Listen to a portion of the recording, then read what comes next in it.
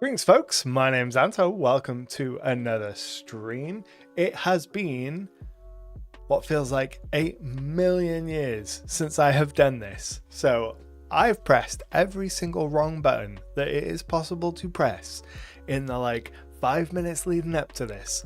I pressed the buttons that made the stream push out to the pre-live bit, and I'm sitting there looking at the pre-live bit being like, this is live, but why is it not live on YouTube? It's been a time. But how are we? How is everybody? It's good to be back. It's good to see you. Say hello in the chat because I've missed everyone, and it's been a fair while.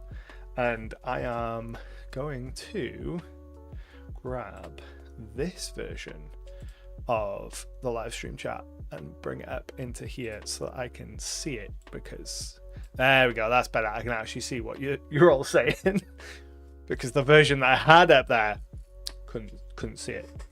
Couldn't see what anyone was typing. Greetings from Switzerland. Welcome. It has been a minute. It's been I want to say 2+ months, maybe even more than that. Since the last time I streamed. The spoons have not been spooning for some time, but we are back and it is good. I'm just trying to dial in the zoom level so I can actually see it, because I'm blind as a bat. There we go. We're logged in. So the plan this evening is to be just super chill, ease back into this whole thing, because it has been a hot minute and it takes me a while to get back into the kind of vibe of streaming. I also need to change the music that's in my ears, because the music that you're hearing, the nice chill vibe music, it's not what I'm hearing. I'm listening to Devin Townsend's new album live stream and it's very intense, so I need to swap that out for something else that is a little less manic, because holy moly, it's turning my brain into soup. That's much better. There we go. Holy gee whiz. Incredible. The moth, incredible, but can't concentrate while it's blasting into my ears. It starts above. You should be hearing music. It dips in between tracks. But yeah, the plan is to just hang out, do some chill world building, do a little bit of design work. I'm gonna body double you all while you do the things that you need to do, like prep your D&D games for tomorrow. Perfect. So let's go ahead and, my god, I've got too many windows open. I'm gonna press the button and hope that we jump into something cool. We've jumped into a Legend Keeper page, and the Legend Keeper page is gone. That's not a good sign. Let me figure out why that is the case. And now it's back. I love figuring out tech problems on the fly. I'm sure it'll be fine. So I think that I want to start by going over some sci-fi design stuff, because in the time that I have been away, I've done a whole bunch of stuff. I don't know whether you can see, let me switch back to this. Here, there's a whole heap of books.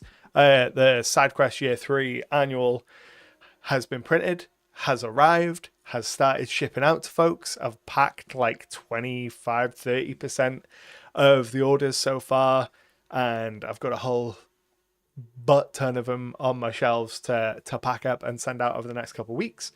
I ended the monthly SideQuest magazine because I just could not keep up with the grind with my health how it is at the minute. But in amongst all that stuff, I've started writing a sci-fi game. That's what we're going to focus on here. The good thing of started writing a sci-fi game. Very accidentally started writing this sci-fi game. I was doing a little bit of creative muscle stretching at the end of a week, working on some layout stuff, laying out kind of example spread of, oh, if I were to do a sci-fi game, how would I lay out kind of a class spread? And I put some information down on the page, and I was like, well, I want some text to go on here. Yeah, we've progressed from not writing it to accidentally writing it, because I didn't set out with the intention to write this. It did happen by accident. So I'm laying out the page, and I'm like, oh, this looks pretty cool. I can show you exactly the page that it was.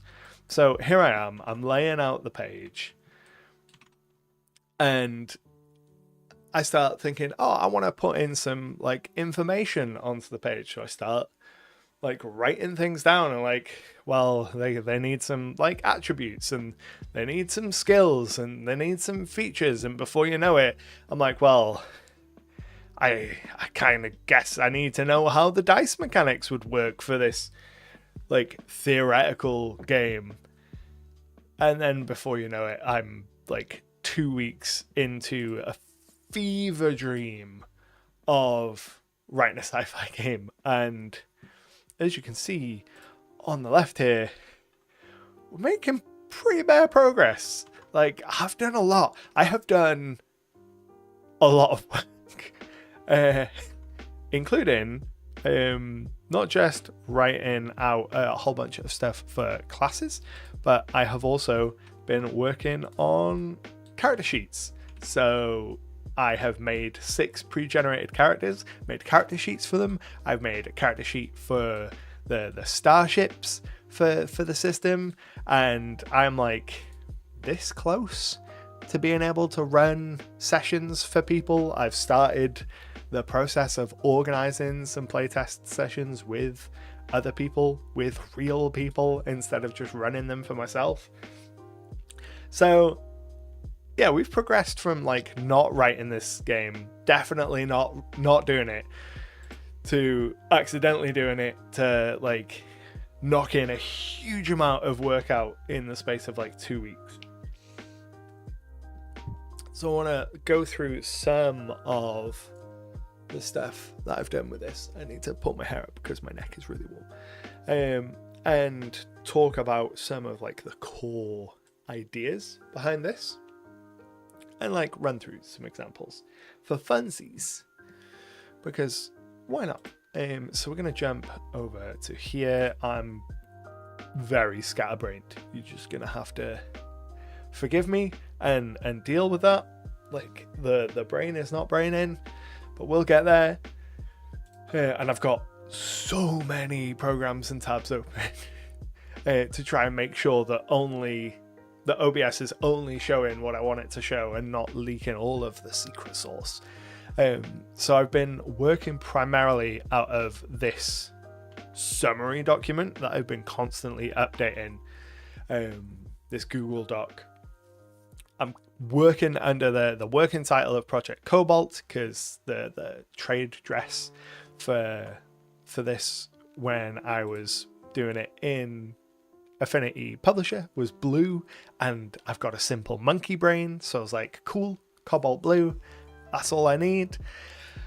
And the idea behind the system is it is pulp sci-fi action. So I love sci-fi as a genre, but a big part of my problem with trying to run sci-fi and trying to play sci-fi in TTRPG form is a lot of the most popular sci-fi games are very like prescriptive and very descriptive.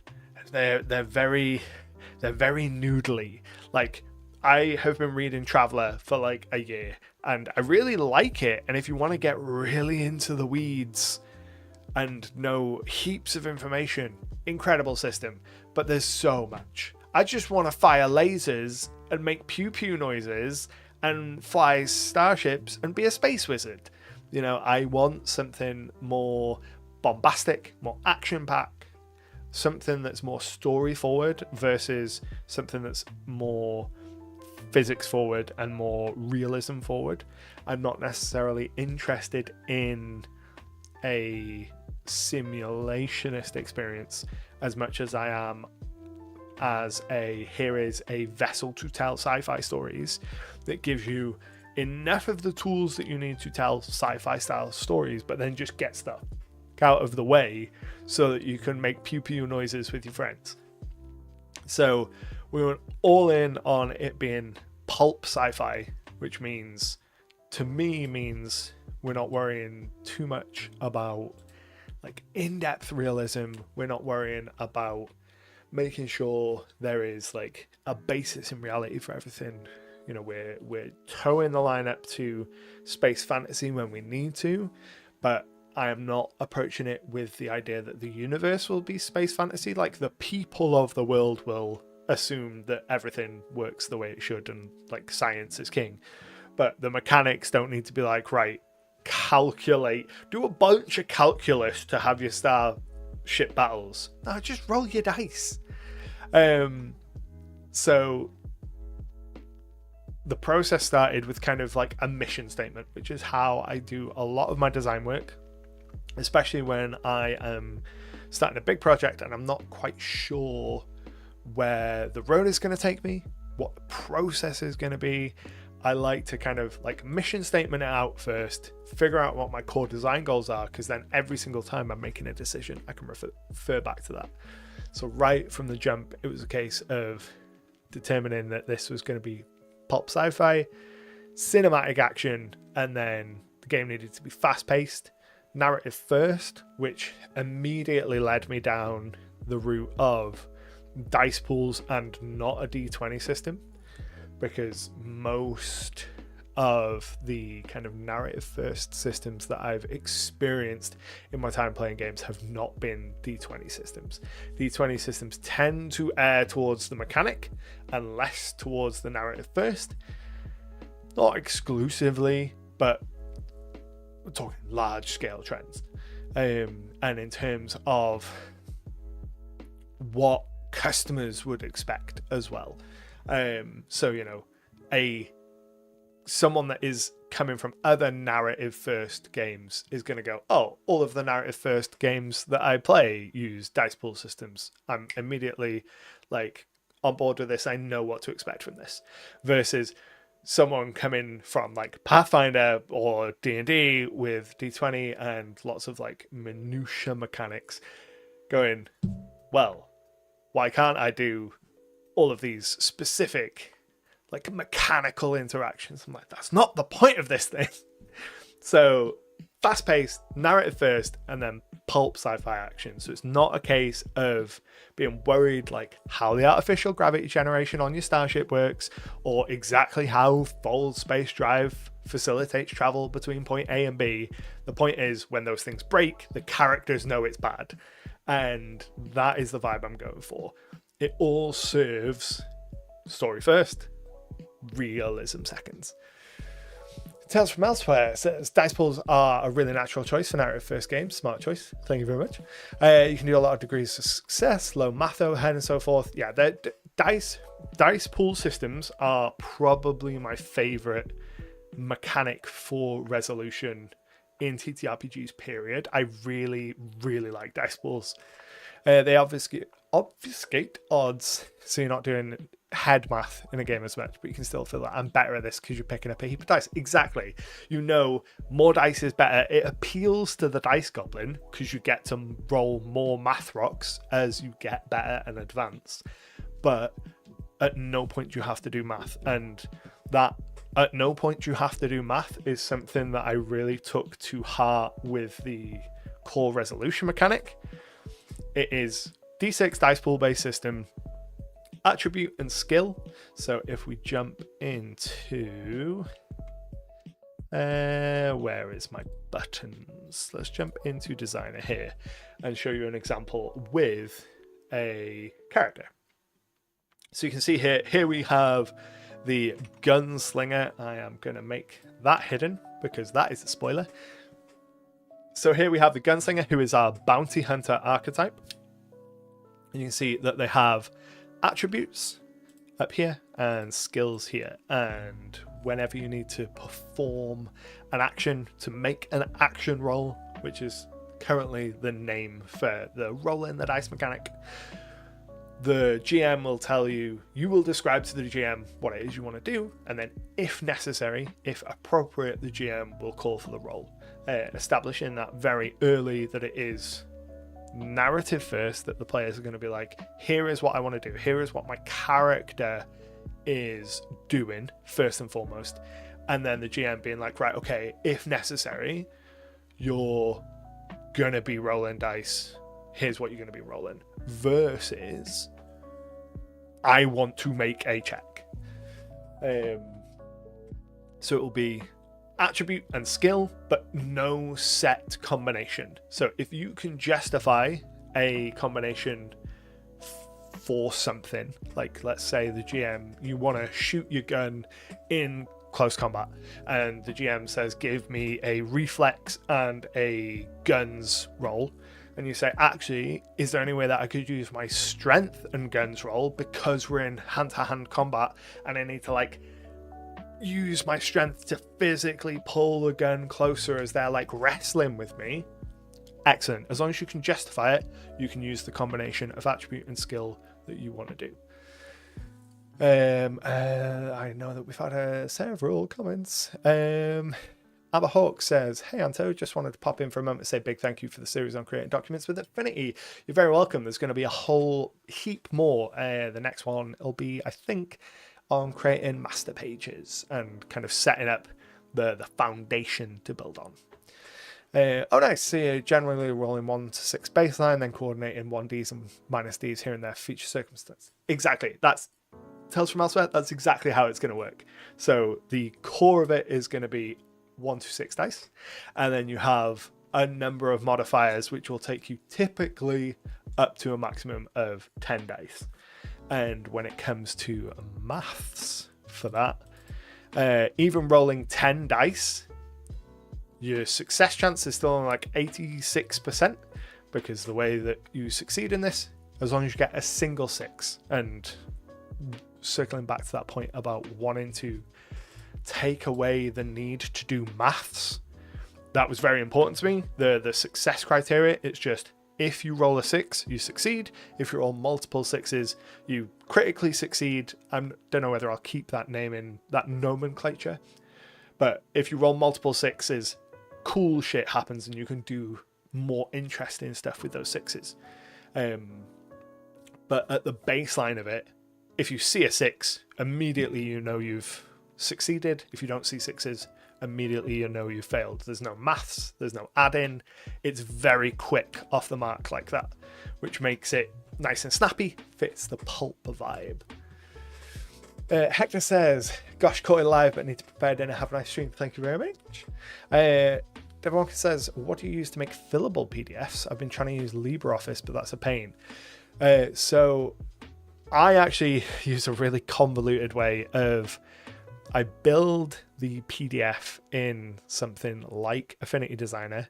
I export it as a PDF, and then I load it into Serif's older Page Plus application, which is their precursor to Affinity, and then I make it fillable in that. I badger Serif all the time, like probably once a month, to be like, hey, when you're going to add form fillables to Affinity, please?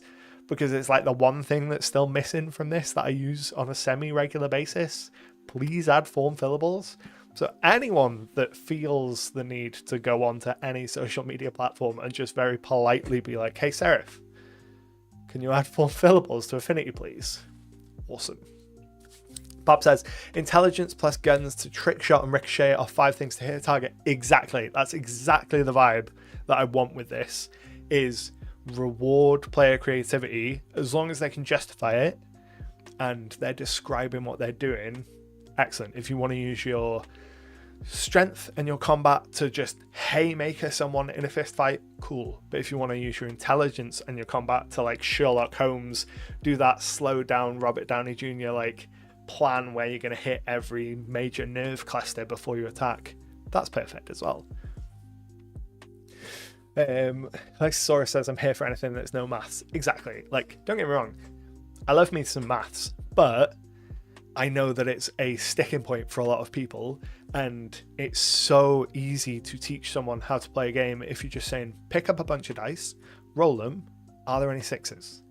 Yes, cool, you did the thing. No, you didn't do the thing. And then you build on the top of that, and you can have a whole bunch of systems that interact with that and kind of expand from that. But at the core of it, it's super simple for someone to just immediately pick up. So the main way that characters are going to interact with and build on the dice pool is going to be through the use of adrenaline. So you can see on the right here in this health section, there's the adrenaline tracker, and part of that's blacked out. I'll explain that in a little while. So the idea is anytime you make an action roll, if you fail, you gain an adrenaline token, and then you can use that adrenaline token to add dice to your dice pool and to do a whole bunch of other stuff. So if you get a critical success on something, or you have certain circumstances, you're going to be able to spend adrenaline on that. But the kind of core use of adrenaline, the kind of core flow of it, is you make an action roll and fail, you get an adrenaline token. You can then spend that adrenaline token to add a dice into your pool to increase your chances of success in the next thing that you do. Let me just jump into my face cam, because I've got a rolling tray here. So we're going to do a quick little example with some real dice, because I like rolling real dice. So let's use our example from before. We'll use Bob's example, using intelligence and guns to try and trick shot and ricochet off 5 things to hit a target. And we will use our bounty hunter, the gunslinger, here for that. So he has an intelligence of 1, and we're going to use black dice for our attributes, and we're going to use green dice for our skills. And he's got a guns skill of 2. So we're rolling 3 dice as the dice pool for this action roll, just as a baseline. So we roll those 3 immediately, no 6s, you can see that we fail. So he gets an adrenaline token, which he can spend on his next roll to do other things. So it comes around to his turn again. He goes, right, okay, I'm not going to try and trick shot it this time. I'm just going to use my reflex and my guns to shoot instead, because I'm not that smart. Clearly, I can't calculate all of the angles. So using reflex, which he has 2 points in, and guns, which he has 2 points in, he rolls 4 dice. He gets a single 6, which is a success immediately. No counting, no maths, just there is a 6 there. He succeeds. He shoots. He hits the target and does the damage if applicable. And that's a decent time, I think, to talk about damage. So you can see here on the character sheet, there is a section underneath our health for armor and shields. So the kind of interaction with damage and how that works is all player characters are going to start with a baseline of 10 health. And at the moment, I'm pretty sure that is going to stay set, stay fixed, and not change. Or at least not change massively. Because fixed character health makes balancing every other part of the system really easy, and it makes understanding things as a player really easy. There's also a number of other bits of the system that interact with health, so having a fixed health is important for that. But what we really care about is how you do damage. So let's say someone shoots at the gunslinger and hits them. Well, the first thing that it needs to do is it needs to get past his armor. So armor in this is going to work like damage reduction. So if someone shoots you with, let's say, a hand cannon, which is currently on this sheet dealing way too much damage. Let me just open my spreadsheet, which tells me how much damage it should be doing. It should be doing 4, not 5. So that should be 4. So let's say someone shoots him with his own gun. Someone shoots him with his own gun, which deals 4 damage. He has medium armor on, which has a -2 damage reduction. So that 4, we take 2 off it, becomes 2 damage, so he would take 2 damage to his health. That's basically the damage in a nutshell. You can wear a variety of armors that will reduce the damage, incoming damage, by a different amount on every shot, and then you take however much is left over. And then there are also shields. So for example, our corpo agent, who is like the traditional face of the party, the corporate espionage, the expert in bureaucracy and red tape, they don't wear armor. Instead, they wear special shield generating protection underneath their clothes. So the way shields work is, instead of it being flat damage reduction, it is per encounter. So in an encounter, if you have shields 5, you can take 5 points of damage before your shields overload, and then you have no protection. If you don't have armor as well, you will just start taking health damage as well. You can have armor and shields if you've got enough money, if you've bought the stuff, but our pre-generated starting characters have got a kind of spread. Some have got armor, some have got shields. They've all got different amounts depending on what their role is and that kind of stuff, to offer kind of a balance of experience. So when we get a whole group of people playing, they can see a little bit of other stuff aside from just their own character. Shields don't work against melee weapons. So very classic sci-fi trope is you've got to get close, like Dune style. The shield will stop a bullet, but it won't stop a knife. Star Wars does that a lot as well. And then there's some other interaction with shields, but generally 90% of the time armor is damage reduction versus armor being a target number that you need to hit. And then the other element to like damage, healing, death, if you like, is once you hit 0 health, once you have lost all of your health, you'll be out cold, and each time it comes around to you in combat, you're going to lose 1 adrenaline point, and once you have no adrenaline left, you are dead.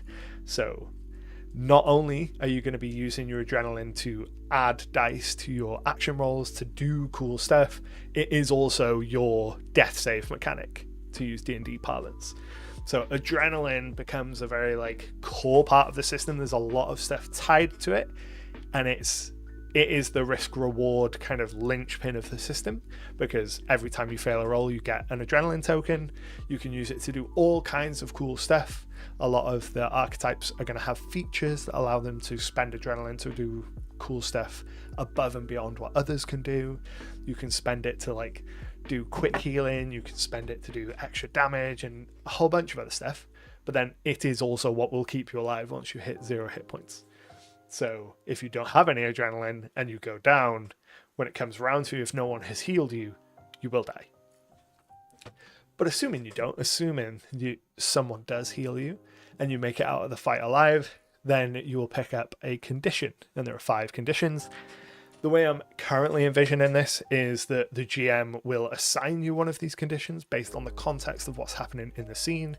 So whatever brings you to 0 hit points, that will help inform them of how you pick up this condition. Let's just say you get fully bodied by an enormous brute, like they bane you and just like break your body. Then maybe you'd get cracked ribs, which is going to be a -1 penalty to any action roll that has strength or reflex involved. You can see on the character sheet here, I've indicated that in shorthand, -1d strength and reflex. And even though we're really early in this process, and these are the kind of pre-generated characters, I'm trying to be mindful in the character sheet design of keeping as much information on the sheet as possible so that people don't have to leave the sheet to figure out what things are. So if we zoom in a little bit, you can see like with the adrenaline, the formula for working out how much adrenaline your character can possibly have is right there on the sheet. all of the information on the conditions, like the shorthand for what that condition does, is right there on the sheet. So if someone is like, oh, I've got a broken arm, that affects their ability to hold two-handed weapons, or I have blood loss, all healing, they take a -1 to all healing. So if something would normally heal them for 3, it only heal them for 2. If something would heal them for 1, doesn't heal them at all. Same with inventory, little shorthand for like, here's how many inventory slots you'll have, or skills. Just as much as I can, right from the jump, making it so that players don't have to open the book while they're in play. Because having played a lot, I know that players are not going to open the book anyway. So the more that I can put on the sheet so that they don't have to, and so that GMs don't have to constantly tell them what things mean, the better. If they can look at a sheet and intuit what almost everything means in terms of like the core of the design, without having to ask the GM or without having to like rifle through the book, that is the goal.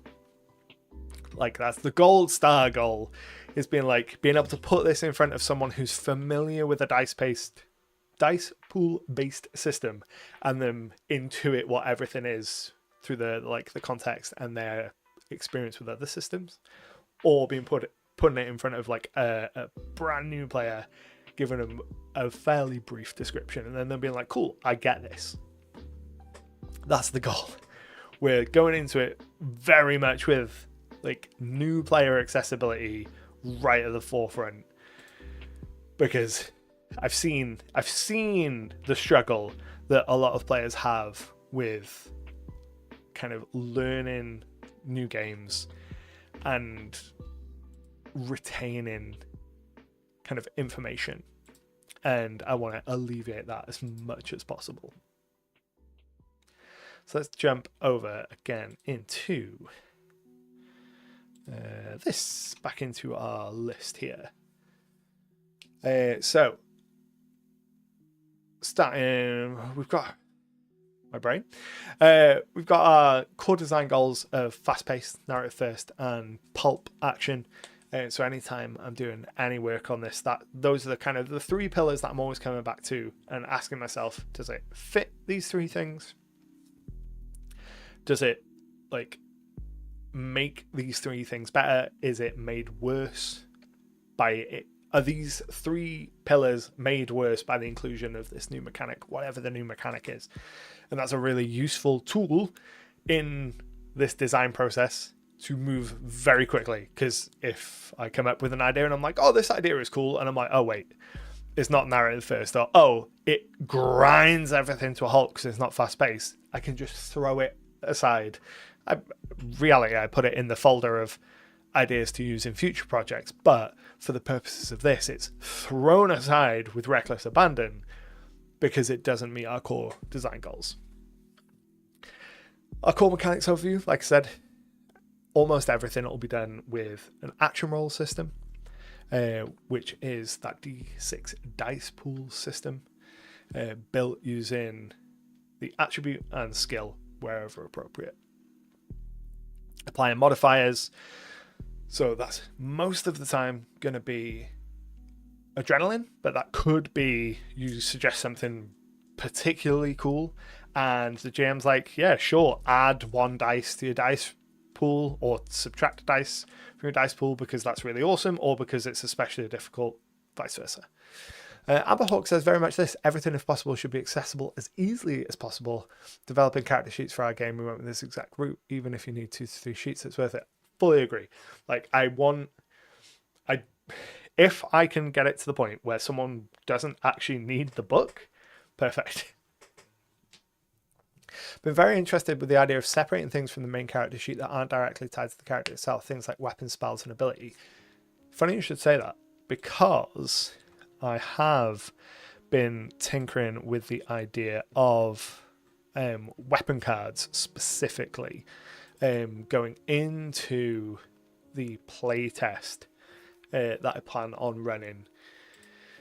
I haven't got around to it yet, but if I I have to bring up. I don't have a quick button, so I have to go into OBS to do it. But if we zoom in here, you can see in the inventory the gunslinger has a hand cannon, which is a heavy pistol, which is effective range is close or near, and it has a penalty when it's shooting at far distance, and it does 4 damage. I really would like to get some item cards in time for my playtesting to represent this, so that if someone is printing their character sheet off, they can also print off their weapons as item card form and put those down, just to make life a little bit easier for themselves. I'll show you a little bit of how I'm expressing weapons at the moment. So a heavy pistol should be damage 4. So I talked about this a little bit over on Blue Sky earlier in the week, because I was talking about the importance of making sure symbols and things are differently shaped and colored. So for each of the weapons, their profile, if you like, is going to list the damage, and then has 4 range increments. So the system won't use a grid, it's going to use movement zones. I think that fits narrative forward games much better than specific set movements. Like, it grinds you to a halt when you're like, right, is that guy 30 feet away or 35 feet away? Can I make it to him? All you really care about is, can I make it to him? And in terms of like fast-paced pulpy action, really that's just, are they close or are they near? Are they near or are they far? Are they far or are they extreme? So we abstract that out to our 4 range zones, and then each weapon has effective ranges. So our heavy pistol, as an example, at close and near range, it is effective, so it will do the full damage. There's no penalties, anything like that. But at far range, it is ineffective, so it has a minus penalty if you're making a shot. At far range, you can still try, but you're going to take probably a minus 2d, so take 2 dice from your dice pool, because at most of the kind of scope of the game, that's going to be a pretty decent statistical impact. Early game, it's going to be a big impact. Later game, it brings it down to 10 to 15% success chance, which feels nicer. But at far range, you're going to have a penalty, likely minus 2 dice. So if under normal circumstances you would be rolling 4 dice, let's say your reflex and your guns, and you're shooting at far range, you take 2 of those away, you're only rolling 2 dice now. In addition to that, some weapons are going to have specific special rules at special ranges. So the shotgun, great example. Shotgun at near range works perfectly normal, does 5 damage, but then at close range, to represent the fact that a shotgun is supposed to be like a mincemeat making machine at close range, you see it has that little gold diamond. That is an indicator that this weapon does something special at this range increment. It has a special rule called stopping power. When you fire at a target at close range, shotgun deals an additional 3 damage, takes it up to 8. And that is how we're going to be representing all of the differences for weapons across their ranges. Like the SMG, you can fire at 2 targets if you're at close range, or 1 at near and far. And then there's a whole bunch of other weapons as well, like the Silk Blade, which is like a monofilament whip that can be strengthened into a sword. So at close range, you can use it like a sword, or you can turn it into a whip form and whip someone up to near range, provided you've got the reflex to do it, because otherwise you'll just lop your arm off. But talking of accessibility of design, initially the gold diamond was a gold arrow, but if I toggle my black and white filter on, you can see the colors are just not distinct enough to be able to tell the difference of them. So when I was going through and doing my contrast checker, which is something I do periodically throughout design, just to see how something will look in black and white, because I'm aware that a lot of people will print this at home in black and white, and there are a lot of people with color deficiency who are going to not be able to see these colors. Immediately, the idea of this being a gold triangle rendered moot. So have to change that gold triangle to be a distinct symbol. So go for a diamond.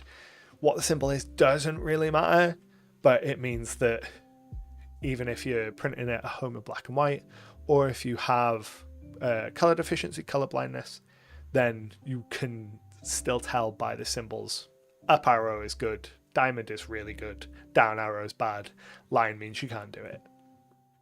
And I like using symbols for things as well, because it also helps with I can't even think of the word. Translation. Things getting lost in translation. Once you explain that to someone, even if English isn't their first language, like, it would be a long time before I could publish this in a second language. But if someone can either have explained to them or understand the concept of the symbols, then they don't need to worry about reading the words for the thing every time. They can look at any weapon that doesn't have a special rule and be like, cool, I know exactly what this is, even if I can't understand all of the text immediately. It's just all around good stuff. And then where are we?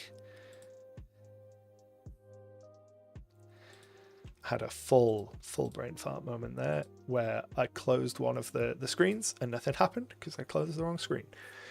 So then let's talk about failure, some more failure stuff. So one of the benefits of doing a dice pool system is that we can play with different dice. So if I throw us back into the face cam here, remembering that we've still got that 1 point of adrenaline, that one adrenaline token from before. So if I wanted to make another, let's just, for the sake of convenience, say another reflex and guns roll for our bounty hunter here. 4 dice. I'm going to use 2 different colored ones and roll them. In this case, I succeed with the white dice, which are my skill dice. So we could interpret that, or the GM could interpret that as it is the character's learned skill with the weapon that led to the success. So in this case, it's the gunslinger who's run so many drills with their weapon that they are just like razor focused on it, and their training takes over. But if we make another roll, and hopefully the dice will narratively capitulate, they do. So in this case, we don't get a 6. And if we tot up the totals, we can see that in this case, our skill is the one with the lowest value. So our black dice, our attribute dice, gives us 7. Our white dice, our skill dice, gives us only 4. So we could use this to flavor our failure as the reason we failed is we failed with guns. We failed with skill.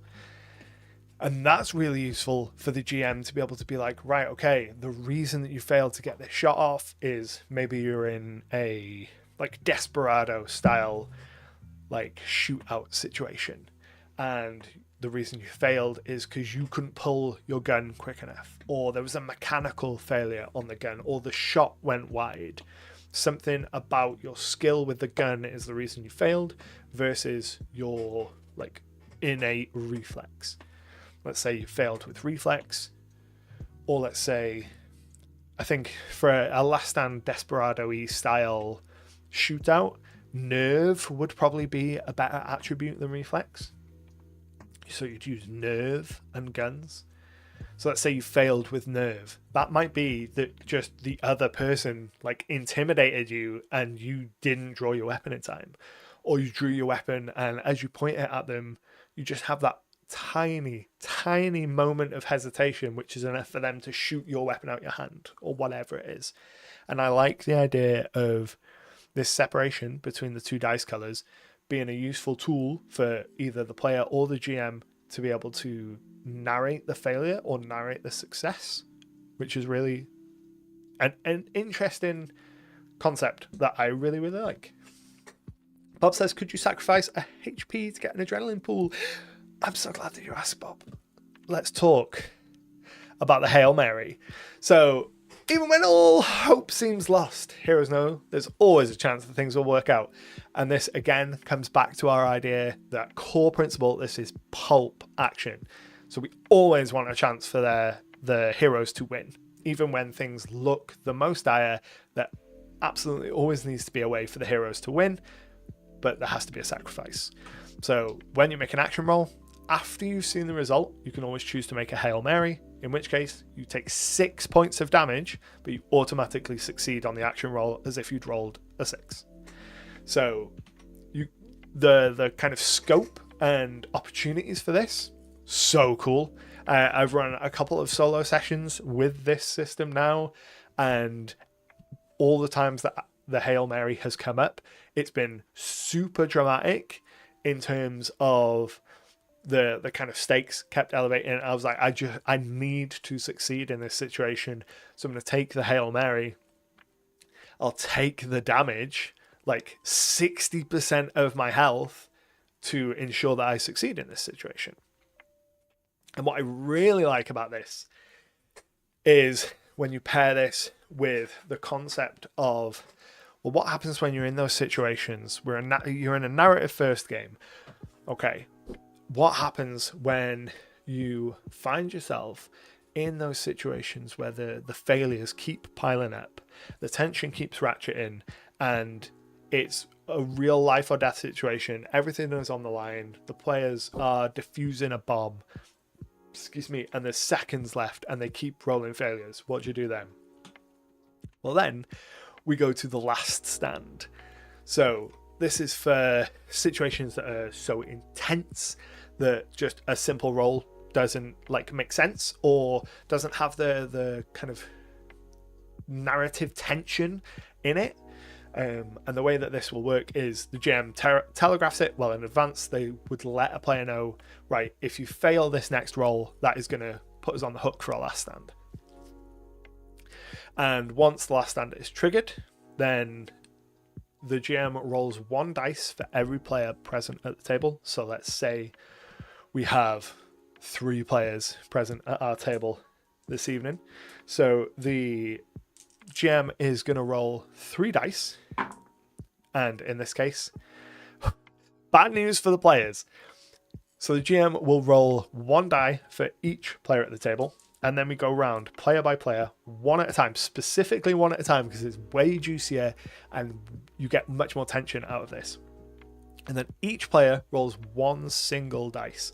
This is the representation of all of the characters working together in this moment of the highest stakes of your session, the highest stakes in a scene when everything's happening all once. If it was a movie, it's the moment where everything starts going slow-mo and you cut from character to character as they're each doing individual different things.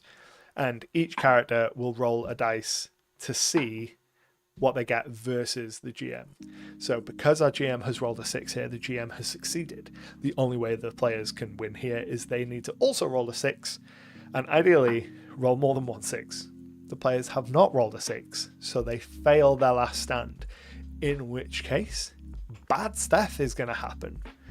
And the tension of those individual rolls, the stakes being raised, getting to the last stand moment, I've enjoyed all of the testing that I've been doing with that immensely. Bob also says, what happens when you roll more than 1 6? Does the success get better, more effect, and more damage? Yes. So when you roll multiple 6s, you can do a whole bunch of stuff. The list is not complete yet. The most basic thing that you can do with an additional 6 would be an amount of more damage. Let's say you're in combat and you roll an extra 6. I'm sitting somewhere between 2 to 3 additional damage per 6. So let's say you roll a bunch of dice and let's just say you get 3 6s. 1 6 is your success. You get 2 additional 6s. Spend both of them, do an extra 6 damage. That's the representation of kind of like the cold shot, the pinpoint accuracy, however you want to flavor that. But then there'll also be other things that you can do with it. So things like, in addition to doing your action, whatever that action may have been in this turn, you could take a stim shot and recover a little bit of health. You could do some class or archetype specific stuff. So some of the archetypes are going to have features that will allow them to spend their 6s to do cool stuff and spend adrenaline to do cool stuff. And I haven't finished with the list of options there for what the extra 6s are going to be able to do, but it's gonna essentially be like a cool stuff currency. Like, oh, you've rolled a heap of 6s, just keep chaining actions together. You can imagine you have a dice pool of like 6 dice and you've added a couple of adrenaline tokens to it. So let's say you're rolling like 9 dice. There's a small chance that you're going to roll like 5 or 6 6s. And in those incredible moments, you should feel like a goddamn 80s action hero, just moving through the scene like a killer machine, doing 8 million different things at once because you're spending all these 6s to do all of these different things. And that's the vibe that I want to get through the kind of spending of extra 6s. Because again, going back to that kind of core principle of like pulpy action. So we've talked a little bit about adrenaline already. So it's going to be one of the most important mechanics. It's going to have, you'll have or you feel like a stormtrooper missing everything. So, with the way that I have been rolling in some of like my solo test games, oh lord, I've felt like a stormtrooper. But you get adrenaline when you miss, which is nice, because every time you miss, you're like, cool, I've got this token that I can use, I can spend to do cool stuff, I can spend to make myself more likely to hit in the future. And it makes the sucking of missing suck a lot less. So adrenaline, like I said, you get a pool. Your pool is determined by your nerve attribute. I wanted each attribute to be tied to something in some way. So nerve is tied to your adrenaline. Strength is tied to your inventory. Reflex is tied to your ability to wield certain weapons and wear certain armors. Charm is tied to the amount of currency you get when you create your character. And intellect is tied to your skills. I remembered them all. So anytime you fail an action roll, you get an adrenaline token. So this very much the pulp genre of even when you're failing, you're getting better, you're getting more powerful. And it really helps alleviate that suck effect of, oh, on my turn I missed and nothing happened. And that always feels like crap. So instead it's on my turn, I missed, I get an adrenaline token. I know that means that I'm going to be able to do cool stuff in the future. It's that little consolation prize for missing or for failing to do whatever it is that you did. And then players can spend their adrenaline on a 1-to-1 basis to add more dice to their own action rolls, or they can spend it on a 2-to-1 basis to add to a friend's action rolls. So that's your interceding into friends' actions. Scott with the Scotch, how are we doing? I'm going through the Sci-Fi game that I've accidentally been writing for the last couple of weeks and walking through some of the mechanics in it. So they can spend adrenaline on a 2-to-1 basis to add dice to allies. So that's very much the like, oh, I'll help out my buddy. Or they can spend 3 adrenaline to recover 1 health. I very specifically want health to be hard to recover in this, because I have played in plenty of systems where health and healing is so meaningless that unless you are dead, there is no point in even worrying about health. And that is not the effect that I want. I want death to be a threat. We're going for a pulp action game, but the kind of the danger comes from the risk of death, and without the risk of death, there is no danger. So healing is difficult, not impossible. You can use your adrenaline to recover some health, which depletes a resource. You can use stim packs, like stim shots, to recover a little bit of health. You can use medkits. You can only use medkits once until you hit full health. So if I jump over to this, this is a new thing. It's not staying, it's a completely new thing. Currently titled Project Cobalt, because the trade dress is blue, monkey brain. It's going to be a pulp sci-fi action RPG. So here you can see by health, we've got this little recently treated box. So if you get treated with a medkit, like a more substantial healing that isn't a professional healing, you'd click that, you'd fill that in, whatever it is, to represent that you've been given all of the healing that you are capable of receiving through non-professional means until you are fully recuperated. Because it's never made sense to me that someone could just like spam a medkit on you and just be like, yeah, this is always as effective as it was the very last time. So someone can use a medkit. It will do more healing than like a quick stim injection will. But once you've used a medkit, until you've fully recovered all your health, you can't use another one. And then there will also be healing of going and seeking medical professionals. That's going to be how you get rid of conditions or just spending time resting. So recovering hit points over a number of days. The exact number will kind of like play out through playtesting, I imagine. My initial thought is 1 hit point per day, I think. But like I say, those kind of like little noodly details very much you find it in playtesting. You go through the process and you see how people feel, and if everybody is always complaining of how long it takes to heal, then you've probably got to tweak the dial a little bit. So attributes and skills, we've talked a heap about. The 5 basic attributes: strength, reflex, nerve, intellect, and charm. And then skills, there's a whole bunch of skills in the game at the moment. I would like to add more, possibly, because I think dice pool based systems really benefit from a lot of skills. I think of them as like skill monkey systems. The more skills you have, the more options, the more variety, the more interesting stuff players can do, because they can look at a skill, look at its combination with an attribute, get an interesting idea, and then propel the narrative forward with that interesting idea. As I've already mentioned, it's a flexible attribute and skill system, so the skills aren't locked to specific attributes. You don't have to roll strength and athletics.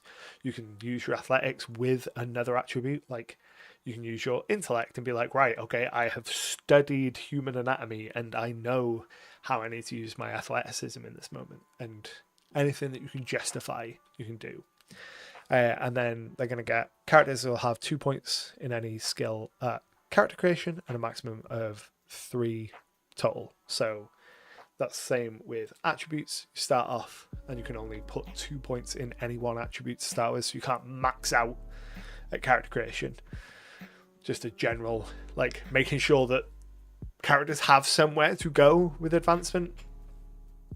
And then combat, generally, like, my touchstone for combat is like, it should feel like an action movie, like an 80s action movie specifically, where the goons are going down with ease, the heroes are performing heroic feats and surviving situations which would kill a normal man, and the bullets are endless. Like, very specifically, with very few exceptions, players should never be reloading in this game, because it's the first thing that most people drop in most systems anyway, is tracking ammo, and the whole kind of like ammo system, unless it's really baked into the game.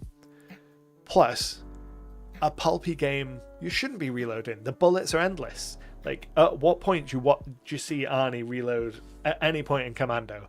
I mean, he might, in between throwing limitless grenades, but That's the vibe we want. We want to be decked out with guns, never reloading.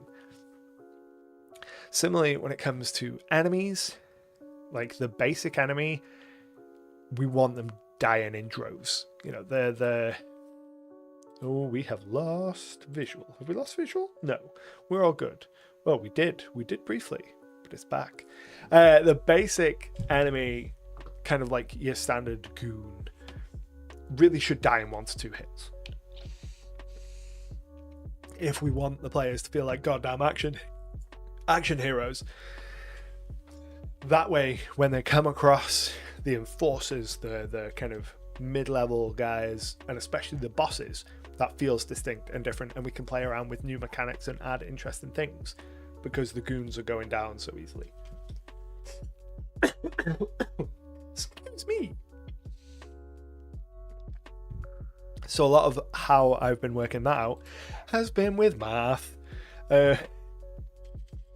specifically loading up an Excel spreadsheet and plugging in all the damage numbers and plugging in kind of like variables for enemy health, armor amounts, and then time to kill, and doing just a whole bunch of math to figure out how much health an enemy should have, what their sort of typical armor values should be, depending on kind of what rank of enemy they are, based on how long they're going to stick around in a combat.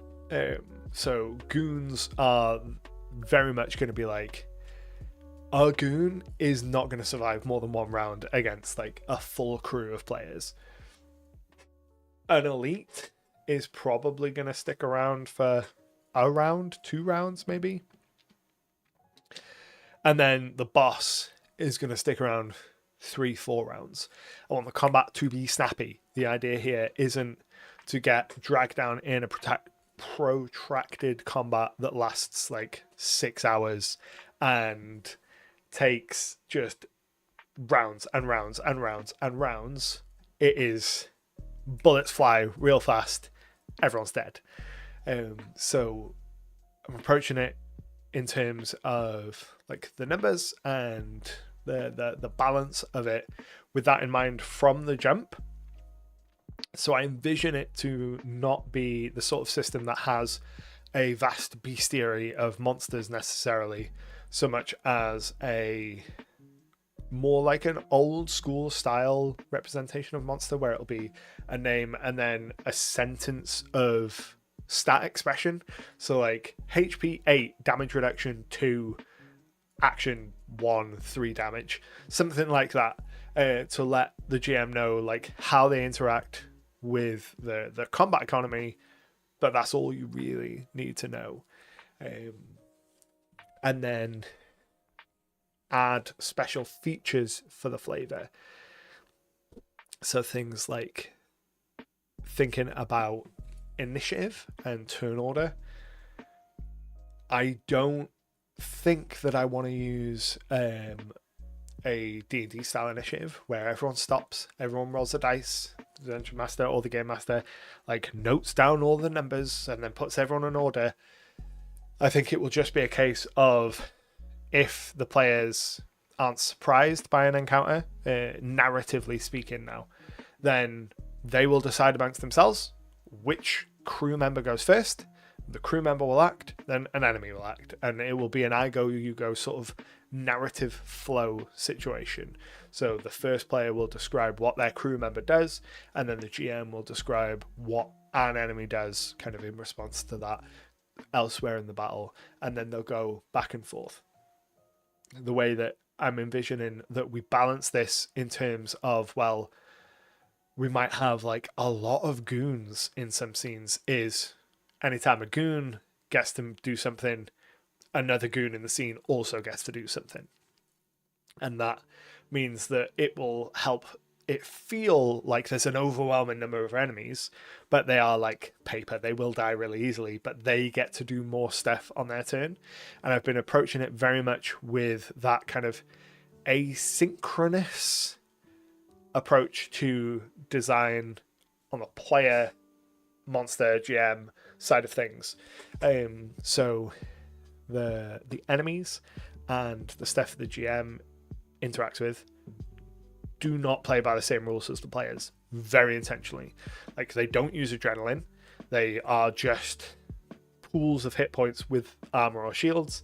Their shields behave slightly different to how player shields work, because a player's shield needs to be balanced around the player is going to be in a typical situation, progressing through multiple scenes within a story, whereas a goon, an enemy, is alive for that one scene in almost all situations. So their shields need to be balanced very differently, because they can have bigger numbers and it doesn't interact with the system the same way that a player having a big number does.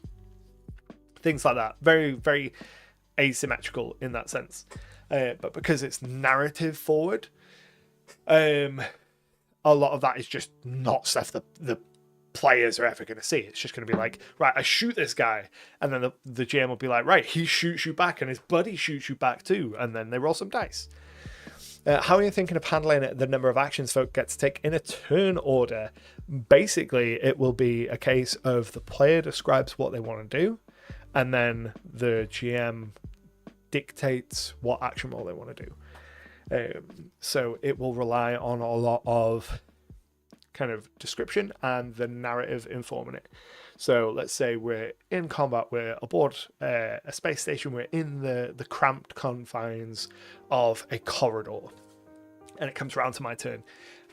It wouldn't make sense for me to be able to describe me moving vast amounts of different distances and shooting down a whole heap of people, because we're in a very tight space, and that constrains the thing that my character would be able to do. So it's very much going to be a case of I, as the player, describe what I would like my character to do, and then the GM being like, right, okay, here's what you'd actually be able to accomplish. Here is the action roll that we'll use for that. And that's why the freedom of being able to use any attribute with any skill is really useful, because sometimes you might be like, right, okay, we'll use this attribute for this first half of what you're trying to do. We'll use this skill to represent like the second half of what you're trying to do. Let's say I want to do a double backflip over the first guy and then shoot the second guy in the head. Cool. We'll use like reflex. It would have been reflex and guns anyway. That's a terrible example, but we'll go with it. We'll use reflex for that first half, for you like double somersaulting over the first guy, and guns for the second guy. You roll the dice. Let's roll the dice, because rolling dice is fun. Again, black dice are our attribute dice, white dice are our skill dice, 6s to succeed. So in this case, we get a success, so you get to do it. You get to double front flip over the first guy, shoot the second guy in the head, and you can see that the succeeding bit is the attribute. So in the describing of how this goes, as the GM, I might look at that and go, right, okay, you charge forward, you do your double somersault over this first guy, and he is so astonished by it, and the guy behind him is so astonished by the feat of athleticism that they've just witnessed, that he kind of lowers his gun a little bit, giving you the perfect opportunity to just put one between his eyes. And using that combination of the player describing what they want to do, and then the GM kind of like guiding them to a combination of attribute and skill for the dice roll. And the player could be like, oh, is there any way that I could use this instead? Because this is actually what I was thinking. Maybe I didn't want to use these two combinations. I wanted to use this because of this reason, or whatever. And then the number result on the roll, all in concert together. So it's not so much a case of you get a number of actions. It's just, what cool shit do you want to do? And then we'll figure out how to make it work. Which is much more loosey-goosey than something like D&D, or pretty much any of the D20 systems, but is much more in keeping with a lot of the dice pool action attribute skill combination systems. That kind of like loosey-goosey vibe is way more common in like skill monkey games than it is in D20 systems. So again, it's that idea of kind of designing to expectation as well, because it is the type of thing that someone who's familiar with dice pool based games would be able to pick up on very quickly. The people who are going to struggle to pick up the kind of conceptual element of, well, I can do absolutely anything at any time, and reel themselves in from trying to like describe 20 different actions in a turn, typically are going to come from D20 based backgrounds. So jumping back over into our notes here. Zones of movement, I've talked about a little bit already, how it's not going to use grid. It's going to be broken down into zone ranges, close, which is going to be hand-to-hand sort of range, the sort of distance where you could feasibly pounce and grab someone, not necessarily right up next to them, but close enough that with a short dart of movement, you'd be able to get to them. Then near, which is where short range weapons are going to be effective. Far, which is going to be where our rifles are going to be effective. Pistols are going to be a penalty typically. And then extreme, this is going to be the sort of, can you see it but can't reach it? It's probably extreme. Like, if it's unreasonable for you to get to it but you can see it, it's probably extreme. And that's where most like sniper rifles and like heavy weapons are going to operate a lot at that kind of range. And then movement, similarly to actions, it's going to be a lot of narrative first stuff. So GM lays out the scene, crew members going to be like, I want to do X, Y, and Z. I want to go from this place to this place. I want to go from here to here. In this case, cool. That guy is close to you. That guy is near to you. Oh, that guy is far. You're not going to be able to get to that guy. That kind of thing. From my experience with dice pool games like World of Darkness and that acronym escapes me. That's about what I expected, but I knew something like Fabula Ultima is more specific in what you can do in a turn. Yeah, some of them are super specific, and we may go more specific over time. Chronicles of Darkness, there we go. Yeah. May go more specific in terms of kind of action economy over time. But every time because I have kind of gestated the idea a little, and every time I do, it kind of grinds the fast-paced pulp action narrative first pillars to a halt. And I've tried to approach it a couple of different ways, and none of them I don't vibe with any of those ways in the way that I do of it being much more of a classic like World of Darkness. A lot of the Powered by the Apocalypse games work like that as well. That you just describe the cool stuff that you're doing and the GM asks you for the role. It is a very different style of play to typical sort of D20 D&D inherited systems, and it is something that some people do take a lot of time to get used to.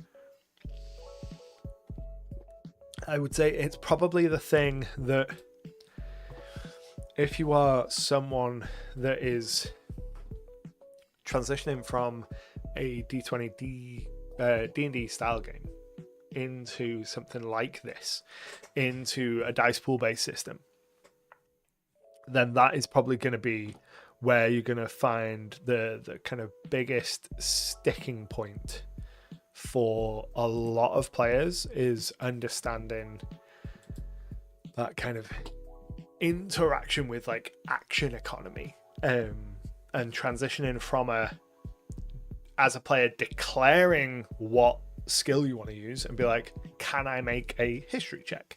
Can I make an insight check? That's the common one. Just I want to make this check. I'm going to make this check. Transitioning over to this is what I want my character to do, and then waiting to be told whether or not you even need to make a check. Big adjustment for some players. Not for others, not for all. But in my experience, folks that like bounce off like Powered by the Apocalypse, World of Darkness, dice pool based systems usually bounce off because of that. Because they're so used to that system of, I have this stuff on my sheet, I want to use the stuff on my sheet, versus I just want to kind of be the character in the story, and I'll roll dice when you tell me to roll dice.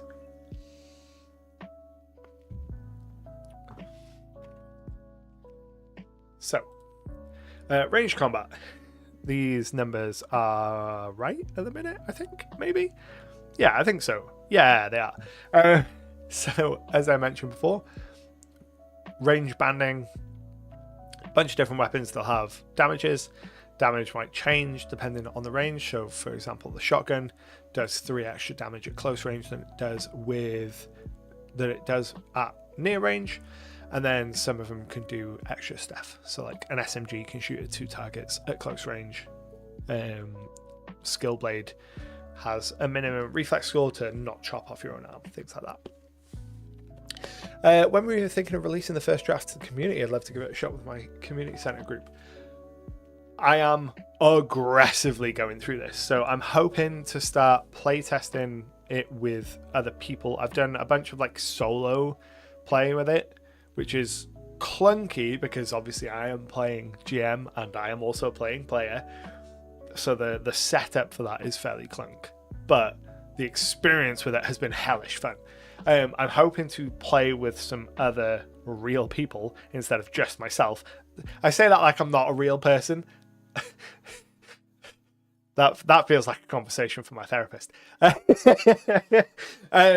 hoping to run it with some other real people. That's the better phrasing for that. That's the less crisis phrasing for that. In the next couple of weeks, because I've only been working on this for like 2 weeks. I've been going real fast. And then pretty much as soon as I've run it through a couple times with some other people and got some initial feedback, the plan is to put it into a package that can be read and used. I'm hoping, I'd like to have a playable version available for folks to start noodling with by summer. It's hard to say exactly because I'm not exactly sure how much of the bones need to be there for someone to be able to run it. Obviously it's all in my head, so I don't need it written down. Like all of this writing down, like almost all of this summary, I have been writing it down with the express vision of being able to give it to someone else for them to understand what the game is. But as soon as possible is the goal. Then we come to armor and shields. As I've talked about before, armor is damage reduction. So light armor is going to reduce 1 point of damage, medium is 2, heavy is 3. Shields function as a separate kind of pool of health, if you like. And for the players, they work on a scene by scene basis. So if you have a shield with like shield 5, let's say, in a combat, you can take 5 damage. Once you've taken a total 5 damage, the shield will overload, the shield will go offline, and then you'll take damage as normal, either to your armor, to your person. After the encounter, the shield will recharge. For players specifically, that doesn't happen for most enemies, because most enemies aren't designed to live for more than one encounter. So enemies have much higher shield values than players. So players might have shield 3 or shield 5, but you might find enemies have shield 8, shield 10. They will have higher shield values than players will ever be able to have because they're expected to live for a lot shorter amount of time.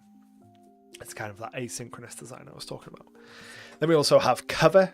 2 types of cover, light and heavy. Light adds +1 to a character's armor. Heavy adds +2. Light armor is destroyed the first time it absorbs any damage. So again, thinking of that pillar of it being pulp, sci-fi, fast-paced action, we want to be taking cover behind something and then that cover to just get torn to shreds, because that is cinematic.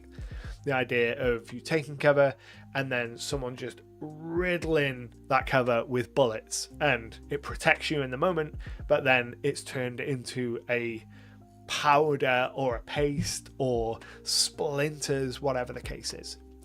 Heavy cover adds +2 to your armor, and then is destroyed if it's hit by a weapon that deals more than 8 damage. If the weapon doesn't deal more than 8 damage, won't get destroyed.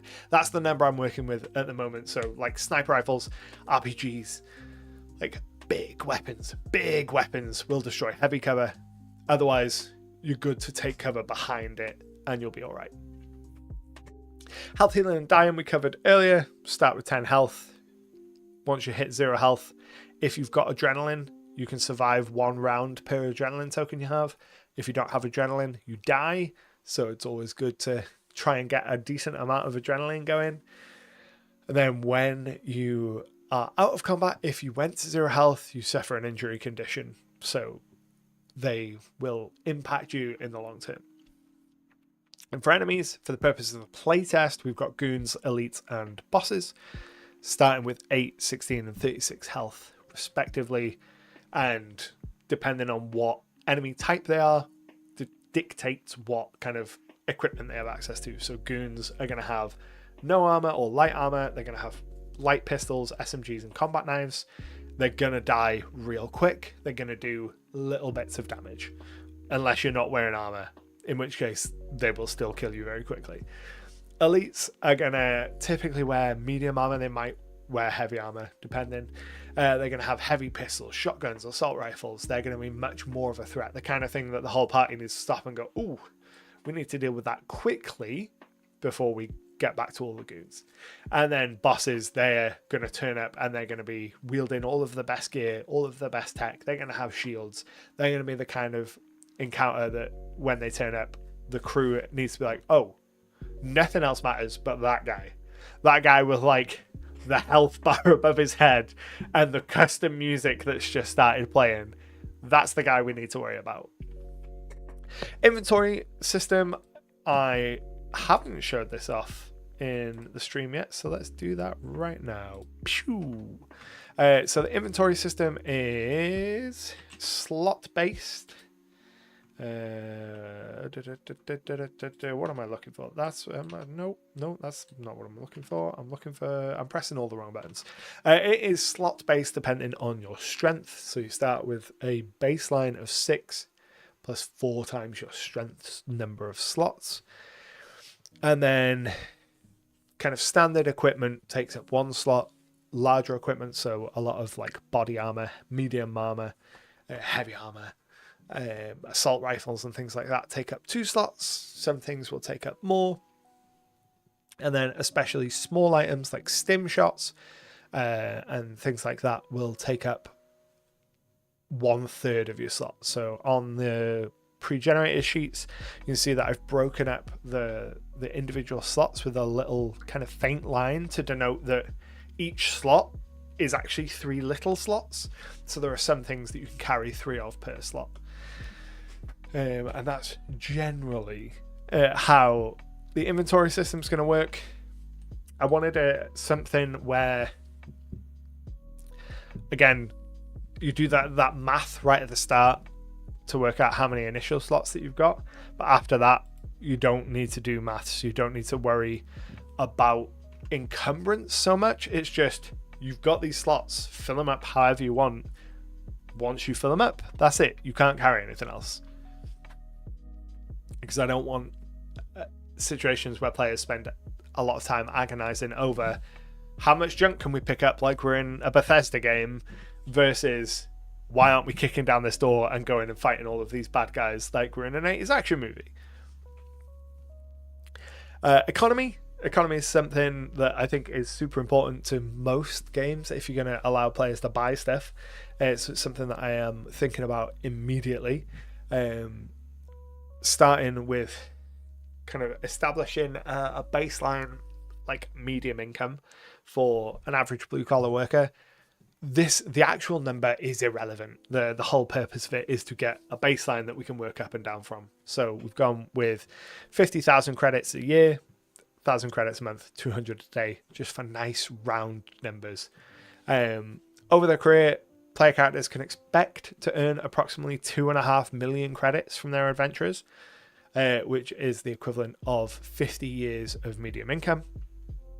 This is really useful because then when it comes to advancement, We take our lifetime earnings, in this case is 2.5 million credits, and we take how long we expect a campaign to last, which will be dictated by the amount of features a character can get as they advance, and we just divide the two, and there we have how much a character is going to get in credits per level, and we can balance everything else by that. Every reward item in every adventure, the cost of every single item in the entire game can be balanced around that, and it might not make any actual economic sense, but it should make sense to the point where the players have got an amount of money that they can actually spend and buy things with, and not either have far too much or far too little within game. That's the goal anyway, and I'm pretty confident that we'll get there. Character creation wise, again, speaking to the idea of accessibility that we were talking about way back in the stream, I want to make this as easy and as accessible as possible. I really like using ABCs when it comes to character creation. So we're going with archetype, background, and then currently core talent. I might swap these around, and I'll speak to that in a second. But to start with, you choose an archetype. In the playtest, there are going to be 6. There's going to be the bounty hunter, the ace pilot, the corpo agent, the mercenary, the smuggler, and the scientist. And your archetype is where you will get most of your features from. It's the equivalent of a class in something like D&D. And that is where you will look to for a lot of your tropes. So you'll look and you'll go, right, okay, I want to play as Han Solo. You play the smuggler. I want to play as Wash from Firefly. You play the ace pilot. And this is going to be where you'll be like looking to your popular media and thinking, this is the character that I want to play in this story. And then go into the archetype. The background is your character's connection to the universe. So I haven't even talked about this. But there's lore. Because of course there is. This is this predominantly a world building channel and stream and affair, but there is an established universe and lore to this game that I have been working on since Jesus Christ. I've been working on this thing for like 15 years. So I started this when I was in university. It was what I wrote every one of my assignments in university. I went to uni to do creative writing. So all of my creative assignments followed a bounty hunter in a sci-fi world. And that sci-fi world grew and expanded, eventually became the basis for a miniatures skirmish game called the Icarus Project. That's why the company is Icarus Games. That's how I got my start like 10 years ago, was making miniatures, and had a whole bunch of lore and stuff for that. When I stopped selling the miniatures, all of that went onto the back burner, but we're so back, baby. So a lot of the lore and stuff is going to be based on that. And if we jump into publisher, so this handsome fella here is just one of the aliens from the established universe that this game is going to be built around. This is a nexus. They are a race of aliens, and their whole deal is they hate humanity with a burning passion. They're like superhuman racist, y'all. Like they really hate humans, like aggressively so. But there is a whole ass lore that's going to go with it, and your character backgrounds are going to be how the character interacts with that lore. Playtest wise, I'm not going to be going super in depth with that, because the point of the playtest is kind of like tropes and making sure the system works. So for the playtest, we're going spacer, so born out in space, colony kid raised on one of the frontier worlds, an analyst, so someone who got their start in the lowest rungs of the corporate bureaucracy world. Scrappers, so people that salvage the tech for their living, military cadets, and then academics, so your classic like bookworms. But as we grow, provided this does grow, that is going to become where we link into our kind of established lore, and I'm really looking forward to that. So Frederick said, where'd you get the amazing pictures for the characters? So speaking to that, the character portraits for all of the pre-generated characters is art that I commissioned for this, what became this game, but at the time was my miniatures war game like 10 years ago. So I've had this art sitting on my hard drive for 10 years. Some of it never actually got used in productions. The Gunslinger did, because I made a miniature of the Gunslinger back in the day. So the Gunslinger got used. The Scientist was a different character back then, so had a miniature.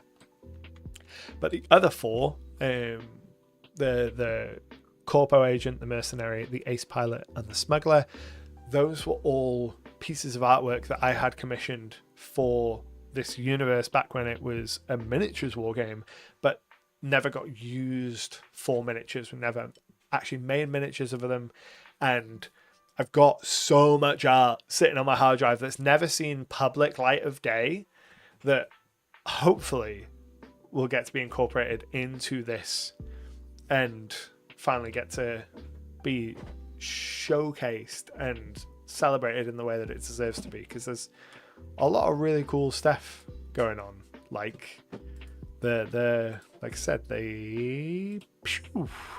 this was a spread done for some product packaging for a set of miniatures for the Nexus. So their starter set of miniatures back in there, this was the art that was done for the starter set of them, and is to this day one of my favorite pieces of artwork that I've ever commissioned in the history of all of the Icarus stuff, just because this feral Nexus here, the kind of background behind them is that they are on an isolated planet which was kind of quarantined, and for reasons and proper names and lore stuff, someone goes there and rounds them up, like chains them, pumps them full of combat drugs, and then just like rams into the side of human ships and just lets them out to go absolutely ham wild.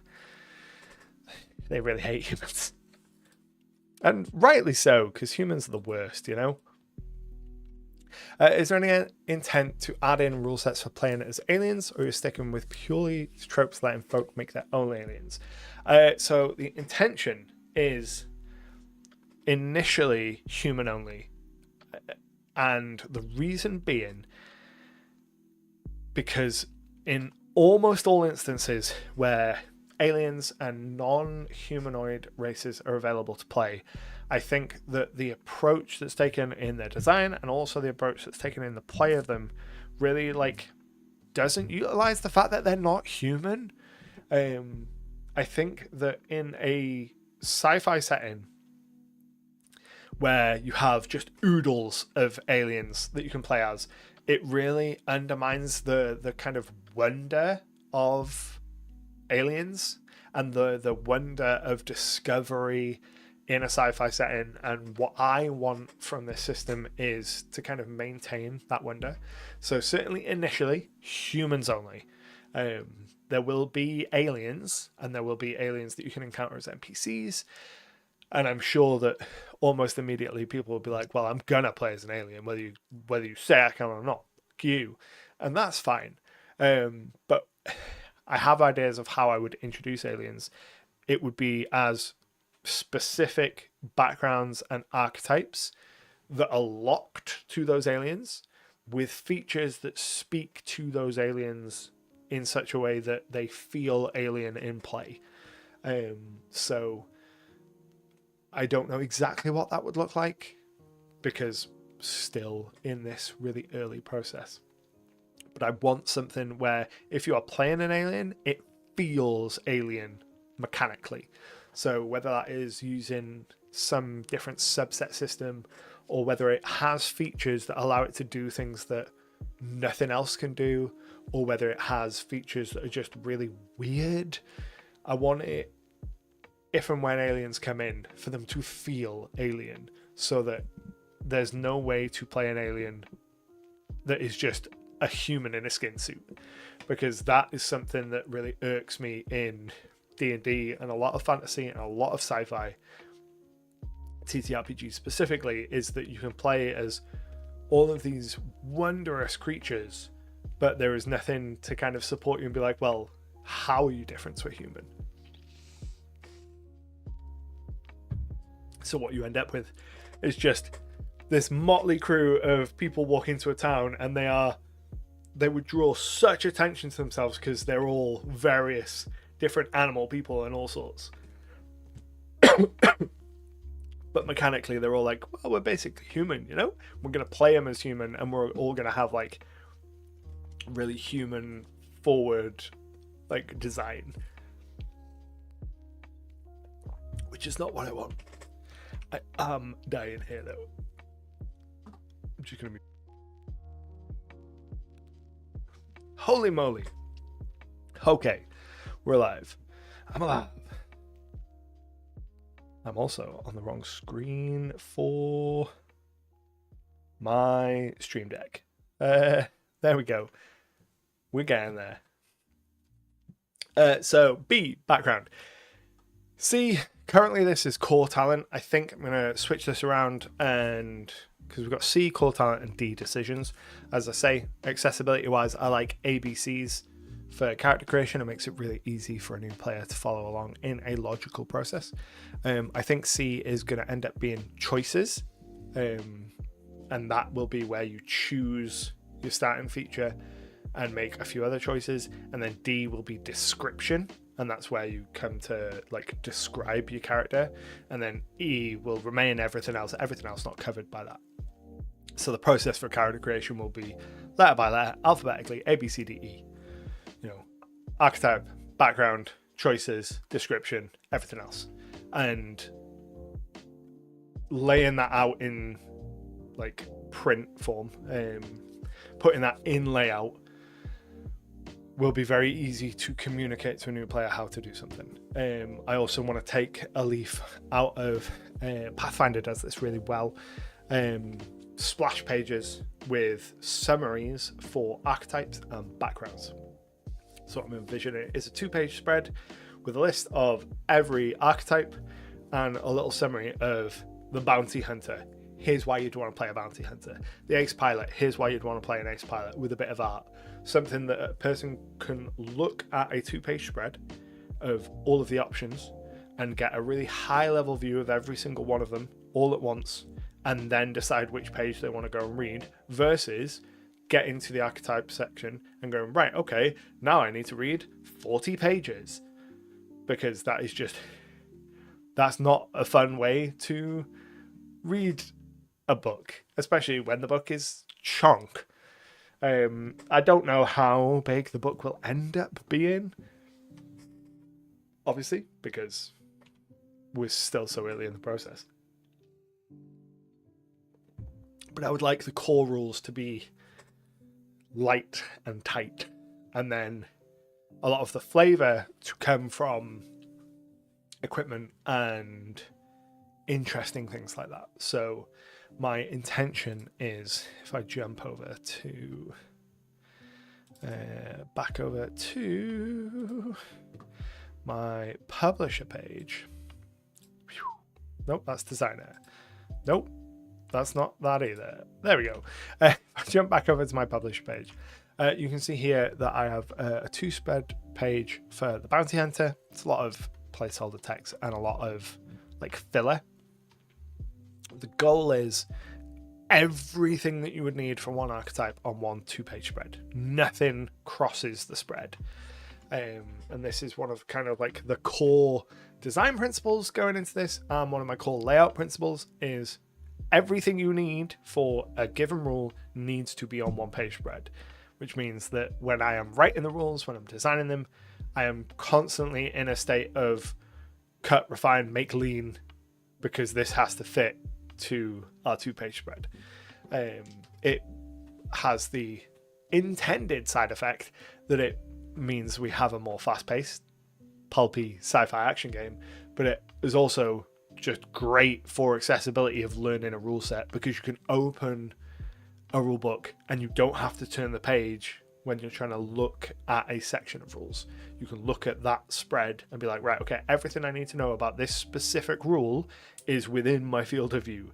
Shadow Dark does this really well. Everything for every element of the game, with very few exceptions, is 2-page spreads, and it's a really nice way of approaching like physical layout design, but also like the concept of the design. Because when it comes to our archetype here, like with the bounty hunter, if I start laying things out, and this is part of the reason why I go to layout so early, I think that I am atypical for that. I think most people will go to a blank Word doc and will live in that blank Word doc until the project is basically done. That's how I know most of the people that I know that write do that. Whereas I do almost everything in the layout space in Publisher, because I know that I am always designing with the intention of this is going to be printed at some point. So starting with that knowledge makes a lot of decisions for me. But because I'm starting with that, knowing that I want this to be a 2-page spread and having some graphical elements in place, like I know we've got this like bold blue sidebar and the artwork of the archetype, that restricts what we can put on that left page. We can't double column it, so we've got a like widespread single column it. Changes the amount of information that we can put there. Then we have the one page on the right hand side of the spread, which we can double column. This is our feature set. So it limits us straight away in terms of advancement for a character, and it like sets a lot of the constraints for the whole game doing this. Because this physical space tells us huge amounts about everything else about the game. Like, the scope of advancement for the whole game is dictated by this one page. Because if the whole point of character advancement is going to be characters gain features as they advance, then they can only gain as many features as they can fit on this page. Which then dictates, okay, once we know how many features they can get, and that's going to be around sort of 15 to 20. That's our kind of banding for features. We know that they can gain sort of 15 to 20. Then can they double up on any? We know they can, like, looking at this, there's an attribute improvement, and the next one would be skill improvement. You can double up on both of those. So that expands our scope a little bit. But then using that, you can get a sense of, right, okay, I know roughly how many times a character can improve from character creation to the point where they can no longer actually buy any features. And it's like 40-ish times, 30-ish times. 30-ish times is the amount of times that your character is going to be able to like level up, basically. They're not levels, but we'll use that parlance. 30 levels. Cool. Then I can say, how quickly do I want players to be leveling? If I want them to level every single session, that gives us a campaign scope of 30 sessions. So our entire campaign can be told in 30 sessions. It's pretty reasonable. I think a lot of D&D campaigns only last that long, or shorter. If we're leveling up every 3 sessions, that takes us out to 90 sessions, almost getting on for 2 years worth of content. If we do it every 6, and on it goes. And you can use that to determine like your ideal campaign length, and then use that with the monetary system and figure out how much you want to give them money-wise every session. Start building out tables for like, right, okay, if you're playing a quick advancement campaign where everyone's advancing every level, give them this much money. And this kind of one spread has been more impactful, I think, than anything else, just because it's kind of had a knock-on effect into so many other elements of design. I know for my writing, I'm more in the camp of use Obsidian for basically everything, but my writing is for running games, not publishing content, even if I'd love to give that a go at some point. Yeah, if you're not publishing, like there's no need to be layout focused. Absolutely. It's more of a case of a lot of my peers, a lot of people I know in the industry and stuff will live in their Google Doc. Like they will write a book like start to end in a Google Doc, one unbroken block of text. And then it comes to layout and they're like, oh, this doesn't fit on one page. I have to add words. I have to remove words. That process, fitting to layout, is soul crushing. Having done it several times, I've worked in print and in publishing, and I've produced books in and out of TTRPGs for like a decade. So I've done the fit to layout multiple times, and it's a miserable job. It's miserable to be like, right, we need 3 lines of text for this because it looks weird. You're like, well, I wrote everything I needed to write for that when I wrote it. I don't need any more. Well, we need the 3 lines of text. You just need to make that more wordy. Like a lot of the time when people are looking at something in pick any game you want that's ever been published, and you're like, why is this worded like that? Almost certainly it's to fit to type, it's to fit to layout. Like if you they're like, oh, why did they not just add some more words to this text block and actually explain it? Probably because they didn't have the space on the physical page, or vice versa. And I hate being in that situation. As a Pathfinder GM, I found that every 3 to 4 sessions, and drawing that out to knowing 60 to 80 sessions for a full campaign is a godsend for writing. Exactly. Knowing how long you can expect a campaign to end before you even start, super useful. And getting kind of that information in your head really early on really helps with genre and tone as well, because you can go, right, okay, do I want a system that has longevity? Do I want a system where someone can play recurring characters over a long period of time? If the answer is yes, then you've got to make sure to provide enough like player incentive for that. You need to make sure that you're giving them the juice to keep them coming back and like making their characters better, etc., etc. Versus if it's like a game intended to be played for like 5 sessions and then never again, or 1 session and never again, what the character gets doesn't really matter. All that matters is the story. So you can put way more focus in that element of support than the character element. Difference between like, oh, Pathfinder 2nd edition and 10 candles. You know, it would be outrageous to give a character in 10 candles the amount of options that a Pathfinder character gets, because that character will be dead at the end of the session. There is no question. Like that character exists for a session and that is it. So knowing kind of your scope of how long you expect, like the totality of a campaign or the life cycle of a game to last, super important.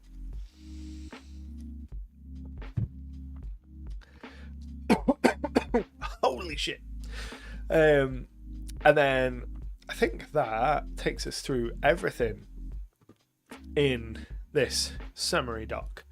Yeah, it does. That takes us everything else, and then this is our foundation.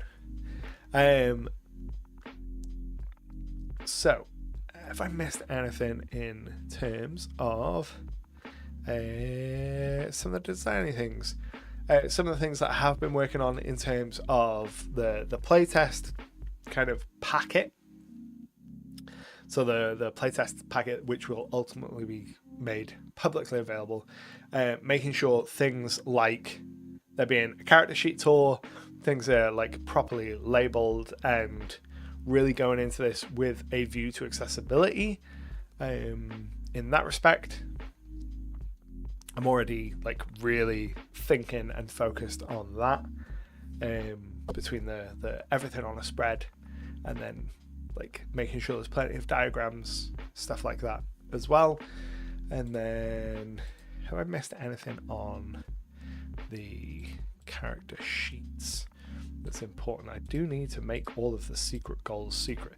So I'll talk about the secret goals a little bit. So these pre-gen characters are put together specifically for this playtest period that I'm going to be running for people. So I will be running the game for people, and to make the process easier, I made a bunch of pre-gen characters, because I know when I am learning a new game, I really don't want to have to deal with the brain power of learning how the character creation works until I understand how the core mechanics of the system work. So I almost always prefer to play as a pre-gen the very first time I play a session in any new system. So I knew I wanted pre-gens. 6 is a nice amount, because then for a 3 or 4 person party, they can have a choice and you've got a couple of leftovers. But I knew that chances are I'm going to be running this session like multiple times, because I don't want to write a new like storyline to run these playtests through over and over. I'm writing one and I will run that same adventure again and again, because then I can tweak dials and I have a much more easily identifiable version of it. Like I can go, right, okay, I'm going to change this number, keep everything else in the session the same, see how it affects it.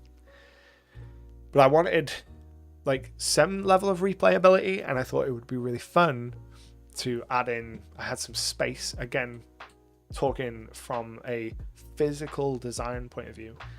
When I was writing these out, let's go and we'll use the corpo agent. So I was writing these out. I'm sorry, I didn't mean to boop you. And I'd written out the features for all the characters. So the corpo agent has got, I really like this feature. They've got a feature called We Own You. When you make an action roll with influence or red tape, you can spend 1,000 credits to bribe the target, adding 1d to the roll. So they can essentially buy adrenaline tokens, because the idea behind the corpo agent is they've got more money than sense. And then their other feature is Paper Trail. They get +1 to action rolls to uncover, forge, manipulate paperwork and documents. So I'd written out both of those, because the idea being your archetype gives you a feature, your background gives you a feature. We're starting with 2 features, nice and manageable. But then there was a whole bunch of empty space here, and I was like, it'd be cool to add a goal. So for each character, there's something personal that they want to achieve in this session, because we're going to be running through them through quite a linear, specific playtest session, so they can have quite specific goals. So I thought it'd be cool to have a goal for each character. When I'd done that, I still had a little bit of space, and I thought actually it'd be really cool to have secret goals for each character. So there's the goal that they will tell the rest of the crew. So the corpo agent would be like, well, I've been hired to find information on this guy that we're trying to find as part of the playtest adventure. But then they have a secret goal, which I'm not going to reveal because it is a spoiler. But each character has a secret goal that's personal to them, that might be tied to the main adventure within the playtest adventure, or it might be tied to something in their backstory that has the scope to come up within that playtest adventure. And it's been a lot of fun with these 6 characters to, like, Pepe Silva, Charlie Day, the whiteboard, connect these 6 characters to each other and be like, right, okay, if I take this character's secret goal and this character's secret goal, can I make them intersect so that they are working like together without knowing it, or in opposition without knowing it, without like sending the party into a like physical conflict? That has been a lot of fun, and I'm really excited to run this playtest session multiple times with multiple variations of the character rosters to see how those different secret goals come up. That's something that I'm super looking forward to. Let's see here. We are like 5 minutes to 10 p.m, which is our usual stopping time. So I'm going to say we're going to cool, the general designy stuff there. I'm going to hang out for like 5 more minutes. If anyone has any specific questions or anything, throw them down in the chat. While you do that, I'm going to see if all my buttons work for the evening. So what should we start with? We'll try Discord. The buttons do not work. Cool. So we're going to improv this on the fly. Hi, everyone. If you've been here for the last 2 hours and you don't already know, my name's Anto. This is Icarus Games. I make a whole bunch of TTRPG related videos showing you how to have more fun at your game table, usually with a predisposition towards being a game master or looking towards some sort of software based thing. So whether it's making maps or using programs like the Affinity Suite to produce your own TTRPG content for like Drive-Thru RPG or publishing your own books. I do all that kind of stuff. So if you are new here, hit the subscribe button, really helps out. Hit the like button, do all of the internet things that people on the internet tell you to do, to the point where you just tune out and get that like white noise when they start saying it. I know you're doing it now. You're like looking into the middle distance and it's just white noise, but I'm telling you, come back to me. Do one of the engagement things, please. If you enjoy what I do here and want to get even more good stuff and enjoy homebrew D&D content and seeing more behind the scenes stuff for this sci-fi game that I've been working on, the YouTube memberships, which has been like oh so subtly advertised beneath my face for the last 2 hours, is the best way to do it. You get exclusive members only videos with looks into my homebrew D&D world, as well as campaign diaries. That's a good point. I need to record this week's campaign diary. I'm going to make a note to myself to do that. And you get access to a whole bunch of other like random stuff, like when I decide I'm going to start writing a sci-fi game and then just get really hyper focused on it for like 2 weeks and write the whole thing. You also get access to all my regular videos early, as and when I actually finish them early, and I'm not just scrambling to finish the video on a Friday, but that doesn't happen because I'm a professional, you know? It is late, if you can't tell. Like Sora says, super great to hang out. I've prepped tomorrow's D&D game and I'm partway through the write-up of Friday's group session. Love to hear it. Love to be the body double while people get their work done. I hope that you've all enjoyed this, found it insightful into my design process for this sci-fi game. I am going to put the link to my Discord in the chat manually because it doesn't want to work. I'm gonna paste it. There we go. I have a Discord server. Inside the Discord server, there is a section of the Discord server specifically for this sci-fi game where I've been posting updates and mechanical musings and things. Go there, interact with it. The words are failing me. Again, you know what to do. You're all smart, intelligent, attractive people. You don't need me to tell you what to do. You know what to do. I haven't been on the Discord a couple of years now. I do recommend folks there are great sounding boards. I'm so glad that you think so. Tried to foster a welcoming and good-hearted community. I do not suffer dicks. I will swing the banhammer at dicks readily. Yeah, the Discord is a lovely place, and I have a whole section, I don't know what the word for it is, it's very late, it's been a long day, dedicated to the ongoing development of Project Cobalt. I encourage you all to come and check it out, see my much more coherent ramblings than right now, which is a sign that it is time for me to say goodbye. I hope you've enjoyed, and until next time, happy gaming. I need to press the buttons.